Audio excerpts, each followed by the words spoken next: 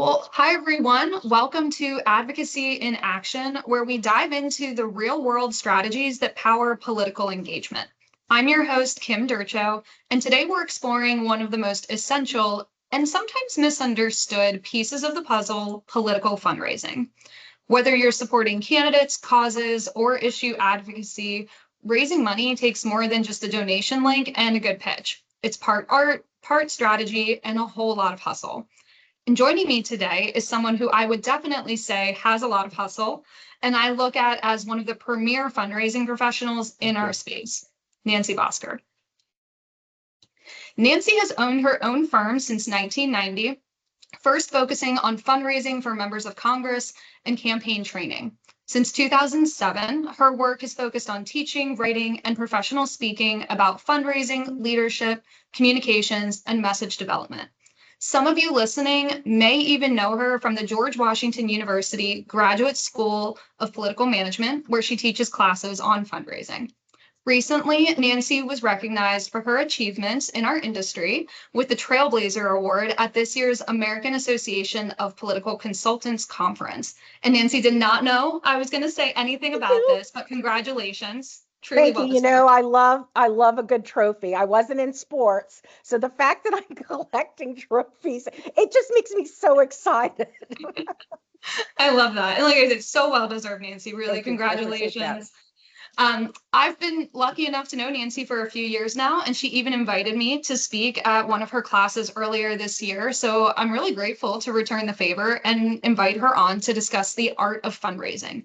And with that, let's go ahead and just dive in. What do you think makes political fundraising different from other types of fundraising, nonprofits, for instance? Kind of what do you think makes it special?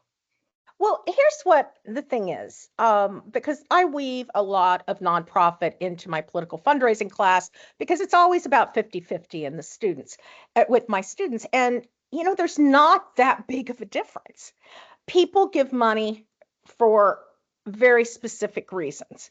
It can be, you know, I always say our bigger donors, it tends to be on they're personally asked, there's some access, just like it is a nonprofit, right? We have to talk to people.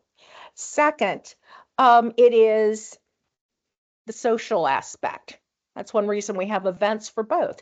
It is people giving money to other people. They want to be in public. They like to be acknowledged. They like it's a different kind of access, but they also like to be made. I felt like, you know, they're in a group, right? This is a group activity. Look, there's other people who look like me giving money. But then you also, on both ends, you're giving because of an issue. And so there are many political and nonprofit donors because they feel passionate about an issue. Now, the issue may be political and political fundraising, and it may be cancer research, other activities in nonprofit world, but there are going to be a subset of donors who are giving just because they feel that strongly about the issue and want to help change the community and change the process. Yeah. And to me, that kind of gets into storytelling, right? And if you're a good storyteller and you can kind of weave this emotional aspect into your ask, your pitch, you know, I think that resonates with people. And I'll say, you know, I kind of kicked off my career in the political fundraising space. I worked on a congressional campaign, and our candidate did not like asking for money for himself. But when we started to adjust that a little bit, and we said, well, you're asking for it for a cause, a movement, right? That started to resonate with him. Can you talk a little bit about the aspect of storytelling in fundraising? Yes. You know, there was a gentleman named Jerry Panis, and my students have read numerous of his books in class. And Jerry Panis passed away. He was almost 90 years old. And I had the great fortune of taking a 4-day fundraising seminar from him many years ago. And of all the things I learned, it was storytelling is the fiber of relationship building. Everyone has a story. And so you have to listen carefully when you are speaking to a potential donor because it's all about the donor. It's not about you. So as you're collecting information, you know, the donor may talk about education, and this is your time to listen and then put yourself as a part of that story, right? Here's what I can do if I'm elected and if you give me money. So storytelling is the essential part. There's an art and science. Everybody says, well, what's the science of fundraising? And there is some brain science involved in this. I know that if I convey information using a story, you're going to remember 65 to 70%. If I just use facts and figures, you're going to only remember 5 to 10%. And here's where the science comes in, because I've worked for a lot of medical groups over the years, and they always want that science, not the art. And, when you go to a movie, you're watching what's happening, but you're also so enveloped in the whole atmosphere, right? You've got the music and the drama. And when you are seeing something that is capturing all of these senses, it imprints differently on your brain, right? You remember much more of it. If you only tell something based on facts, there's nothing worse than a PowerPoint presentation that's basically an Excel spreadsheet and people are nodding off. There's a reason they don't remember, because we're not putting them in the room. We're not creating this phenomenal environment. So you can be remembered and they can be memorable. So it's really essential. So the art really is this, and we talk a lot about how do you craft a story, right? You have to have the hero. That can be, often it's my donor, but sometimes it's also my candidate. Because here's what I can do.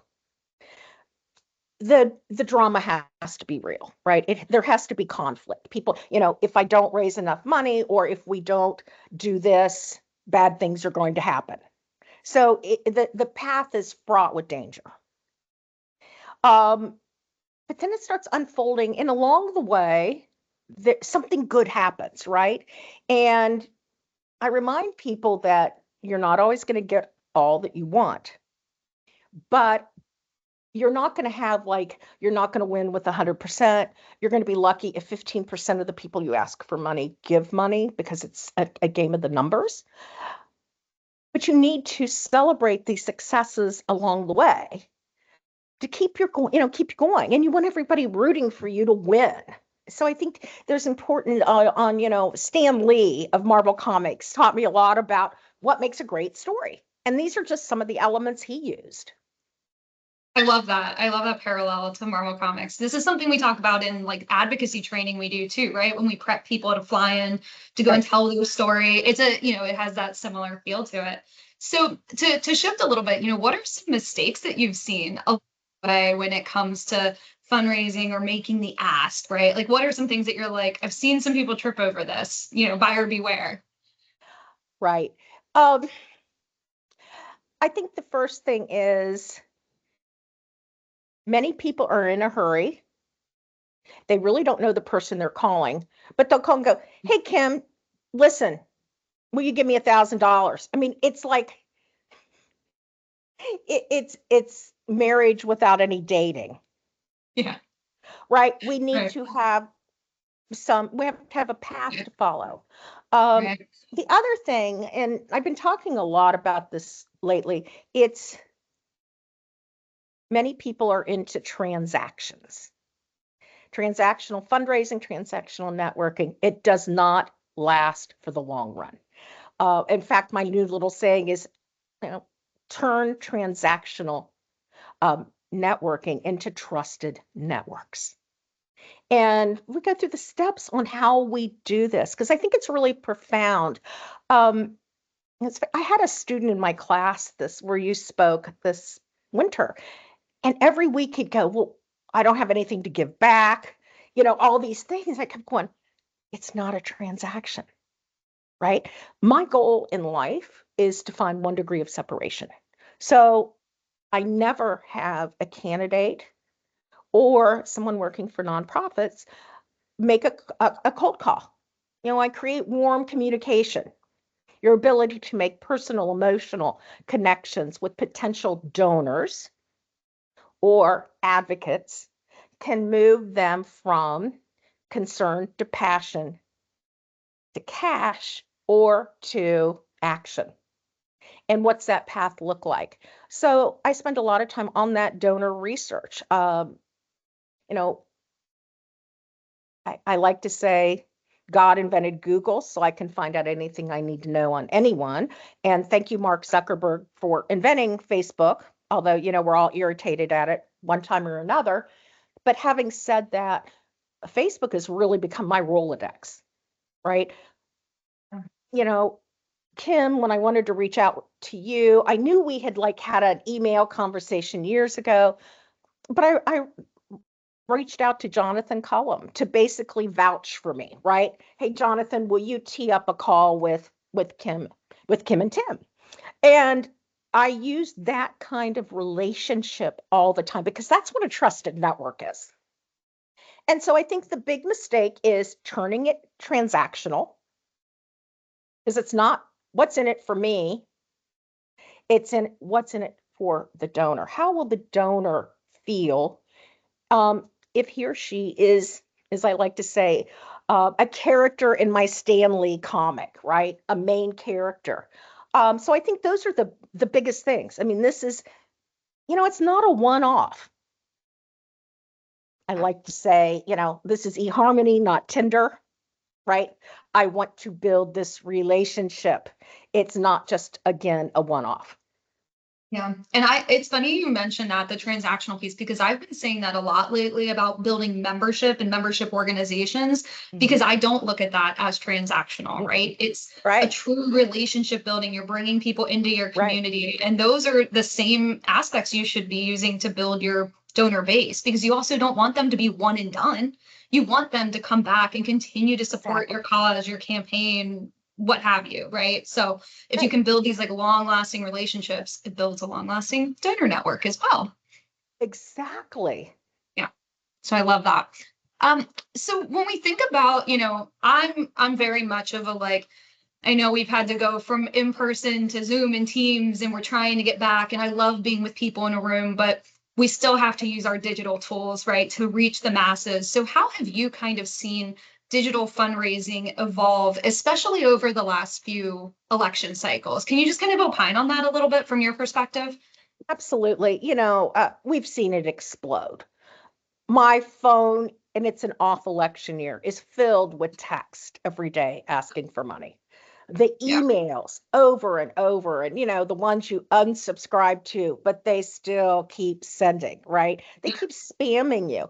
Yet we've seen an explosion in fundraising, and primarily because it's one of the major factors. Um,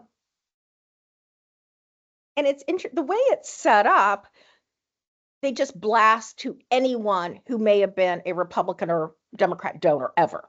It has become a national race. It used to be only a few campaigns, especially on the congressional level, only a few would be a nationwide campaign, like a Nancy Pelosi or a Newt Gingrich or, John Boehner, right? Because they had positions in the House.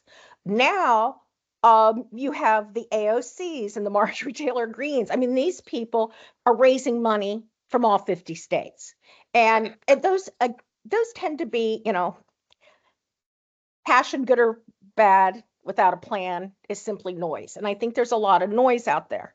And one of the things I've seen that I have to deal with in digital and remind people, you're always going to have what I call 20% on the right, who are watching Fox and all those people. And then you have on the left that maybe Rachel Maddow and MSNBC, all of that. And but in the middle, you have the 60% that are just trying to go to work every day and earn a living.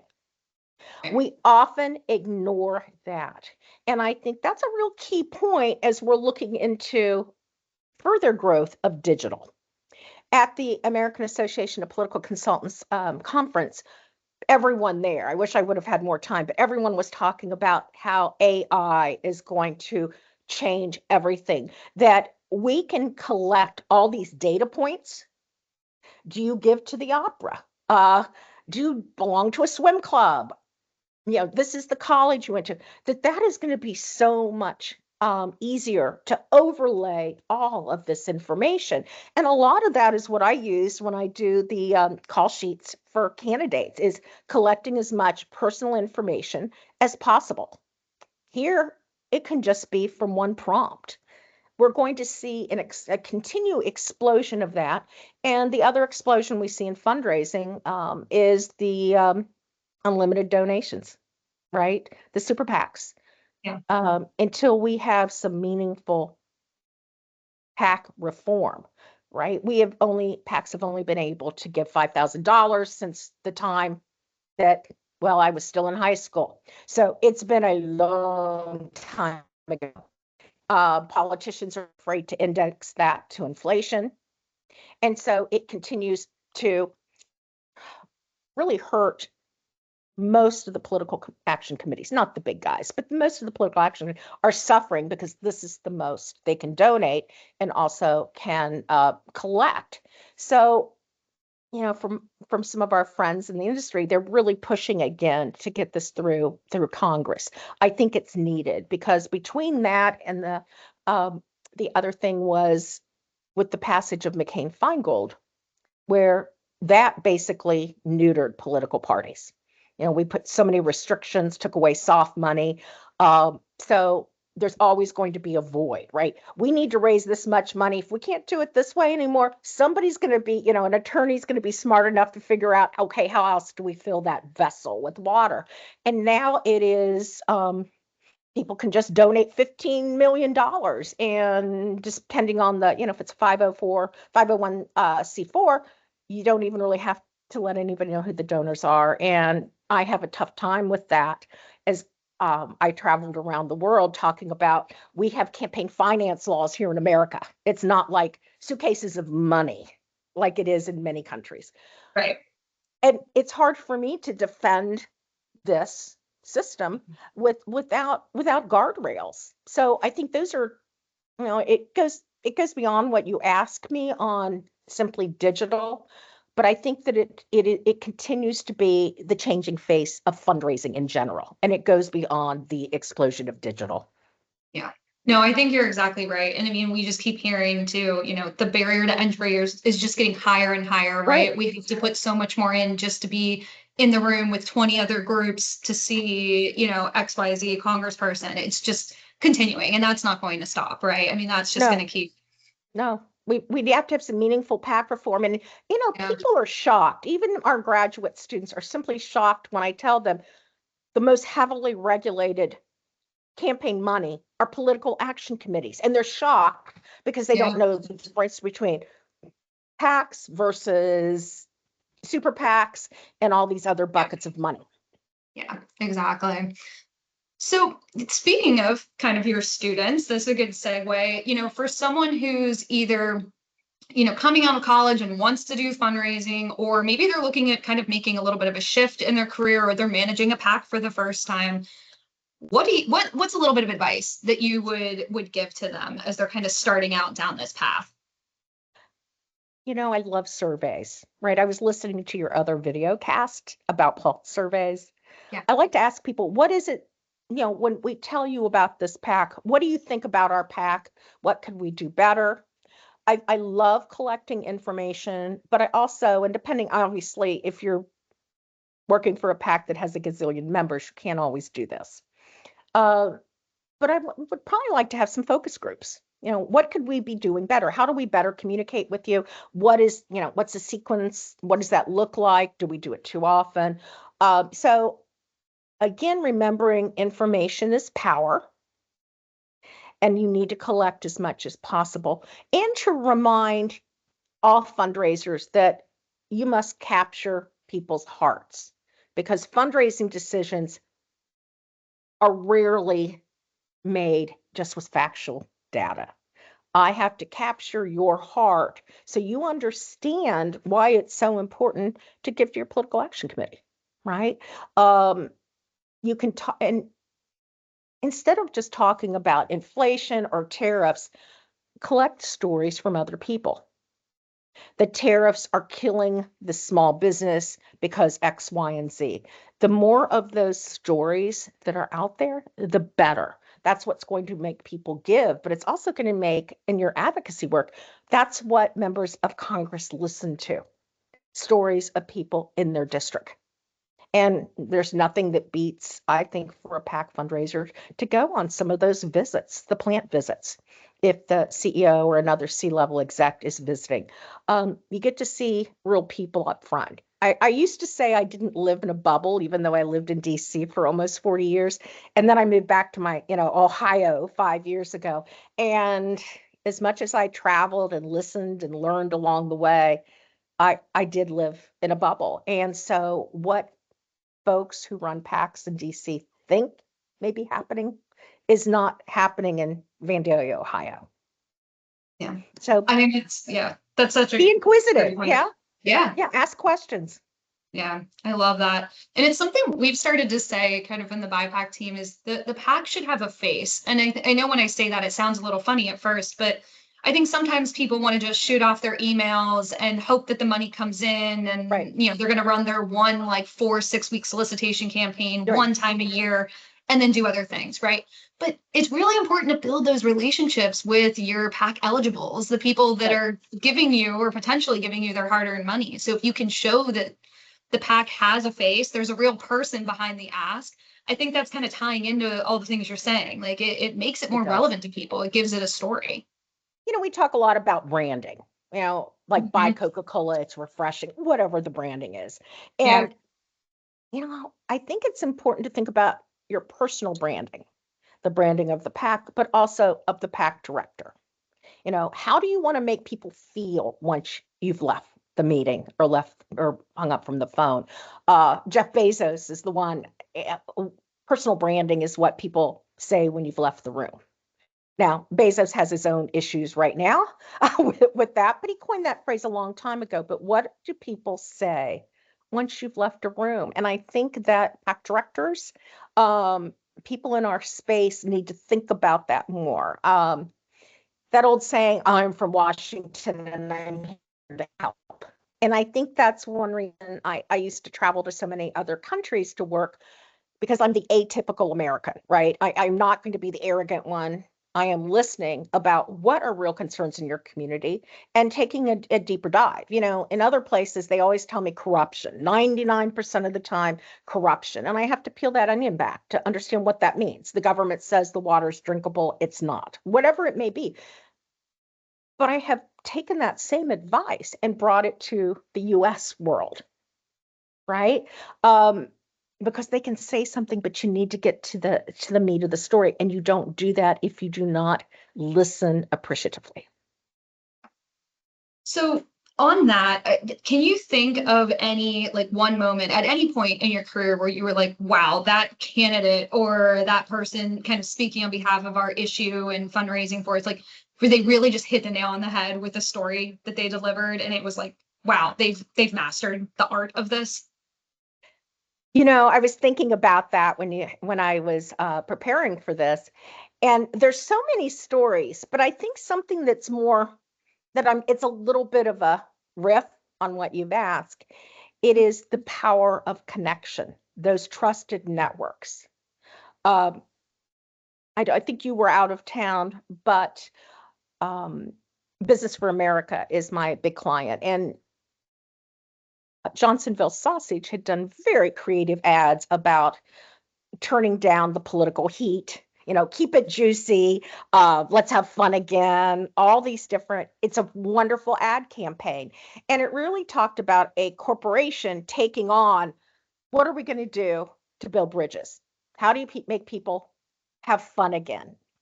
And how are we going to get to the VP of marketing of a major corporation? I mean, I could email all these things, but I went to LinkedIn. And there was a student of mine from a good 15 years ago that I have never forgotten a birthday. When she had her kids, I sent her notes. I get a Christmas card from her every year. I mean, right? Developing these relationships. And I wrote her and I said, I see you are connected to this gentleman at Johnsonville. Do you mind making an introduction? And he emailed me back that same day. While everybody else is like sitting around, ooh, how do we get to someone? What's the strategy? And people love to just spend hours having this grand scheme when it's, let me go to LinkedIn, let me go to Facebook and figure out, because it is 1 degree of separation. It's phenomenal. And if I have somebody who is a friend of someone else, again, people are twice as likely to donate or respond if they're approached by a friend. And while that's not a typical give me the money and here's a great story that work, there are many of those. But in these times of transactions, coming back to the basics of what can we do to connect with somebody? What is that point?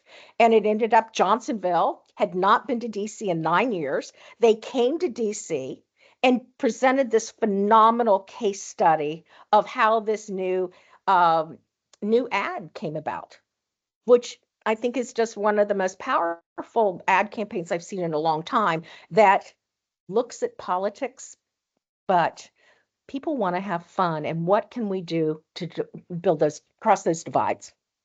Yeah. And I love that because it's funny hearing you say that. I've done that on occasion. I've just reached out to somebody on LinkedIn that I've, maybe I haven't talked to them in a few years, but like we had a good relationship. And it's like, what's the worst they could do? They might say, hey, good to hear from you, but like I just can't help in this situation. That's probably the worst that could happen, right? So but you got to enter to win. You've got to make the ask, right? Again, I've said it like a couple of times. People make this harder than it needs to be. The more information you have, everybody knows somebody, especially in these industries, right? Yep. We just changed jobs. You may have met somebody from international paper at another point in your life. If you maintain these networks. And, Angel Riley was the one who said it's not soft skills, it's essential skills. And I'm sure she's not the first to say that. But that was a really meaningful thing that she said to me, because in the business world, we tend to poo-poo soft skills. Oh, I want to know, can you write code and do all the things? And we're coming up with a generation that is surviving COVID, that didn't have to talk to people, didn't have personal relationships, would prefer not talking to people, and they're missing this whole skill set that many of us grew up with, which has made us successful in our jobs. Yeah, I think that's spot on. So Nancy, as we start to wrap up here, something I know you and I both share a passion for is writing a good thank you note. So, and we haven't come across this topic yet. So what are your thoughts on thank you notes? And I'd love to just kind of end it with this one, because I know we both think it's extremely valuable. Well, did you get your thank you note? I did. Yeah, it was lovely. Thank you. I read Dear Abby and all the advice columns every day, because there's always someone with a more messed up life than me. And it gives me the power to get out of bed. But once a week in all the columns, somebody is writing and going, I keep sending my grandkids gifts. They've never thanked me. It is a pain point. Mm-hmm. The number one reason people quit giving to any campaign is that they were not thanked properly. Now, youngsters, I can't believe I'm saying that. Youngsters think a text is good enough. It's not. You have to know your audience, like we do in everything in politics, right? Writing letters are important. And I have found that many people had never written a thank you note. I had to outline what's the structure of a thank you note. If I could send them off with that skill, it all goes back to, that's not a soft skill, it's an essential skill. The number of people who apply for jobs and then do not thank people after they've been interviewed. I still scribble a note. And we're also seeing that again, how do I make this not so transactional? It's remembering. And there's a study, when I moved to Texas in 2018 and I was unbearing like 40 years of stuff, I realized that I had never thrown away a thank you note that I had received from anyone. I kept them in plastic bags and marked them, got this at this conference. And so as I was trying to throw them away, of course, I had to look at them first. And I screenshot some of them who are now from people that are in C-level positions, running things. And they sent this to me 20 years ago. And I'll write them a note going, see, I never threw this away. And that is the thing about thank you notes. People put them on the refrigerators. They don't, or they'll put them in a plastic bag, but it shows that you are indeed grateful, and gratefulness is your key to raising money.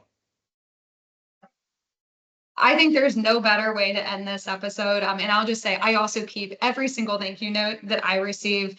I love it. I think there's an art to it. And like you said, it's just showing your gratitude. So with that, I think we're going to wrap up today, but I truly enjoyed our conversation, as I knew I would. And I just want to thank you, Nancy, for your time and kind of breaking down the ins and outs of political fundraising.